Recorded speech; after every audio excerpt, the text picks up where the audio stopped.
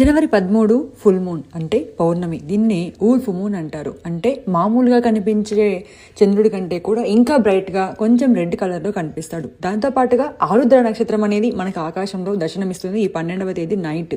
తప్పకుండా అయితే అందరూ చూడాల్సిందే.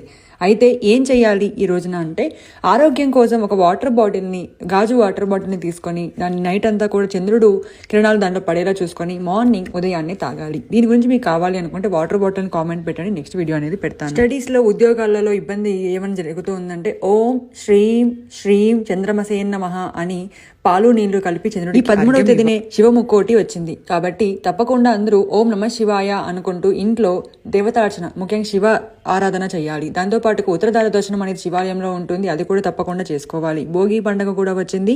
అందరూ కూడా సాయంత్రం భోగి పళ్ళు పిల్లలకి పోయడం, దాంతోపాటుగా భోగి స్నానం చేయడం మర్చిపోకండి. ఇక్కడ పసుపు కొద్దిగా రాళ్ల ఉప్పుని తీసుకొని మీరు ఇల్లంతా కూడా తుడిచి, దాంతోపాటుగా సాయంత్రం ధూపాన్ని వేయటం, ఉదయాన్నే ధూపాన్ని వేయటం వల్ల, ముఖ్యంగా ఆవు పిడకలతో ధూపాన్ని వేయటం, భోగి మంటల్లో కూడా ఆవు పిడకలను వేయటం వల్ల మీకు శుభసూచకాలు, ఇంట్లో ఉన్న నెగటివ్ ఎనర్జీ అంతా కూడా పోతుంది. చంద్రుడిని చూడడం, దాంతో పాటుగా మీ చంద్రదేవుణ్ణి కాసేపు మెడిటేషన్ చేసి ఆ కాంతులలో ఉండి మీ యొక్క ఆరోగ్యాన్ని పెంచుకోవటం, దాంతో పాటుగా మీ యొక్క కోరికలను కూడా మీరు నెరవేర్చుకోవచ్చు అనమాట. అంత పవర్ఫుల్ పౌర్ణమి అంటే. కాబట్టి అందరూ కూడా యూటిలైజ్ చేసుకొని తప్పకుండా షేర్